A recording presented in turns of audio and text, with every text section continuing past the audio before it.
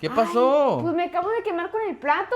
Si tienes niños y eso siempre pasa, ocupas uno de estos. Este es un traste para tu microondas. ¿Cómo funciona? Pones tu plato en el medio, lo calientas como normal y ya cuando acabes no ocupas tocarlo porque esta viene con manijas para que no te quemen los dedos. Y también ayuda a prevenir que tu microondas se ensucie porque todo lo que se va cayendo de aquí cae aquí abajo. Estos platos hondos caben perfectamente, pero está hecho para todo tipo de plato, grande o chiquito. Es completamente no tóxico y lo puedes meter en el dishwasher y ahorita están en descuento por tiempo limitado. Si lo quieren checar, les dejo el enlace por acá abajo.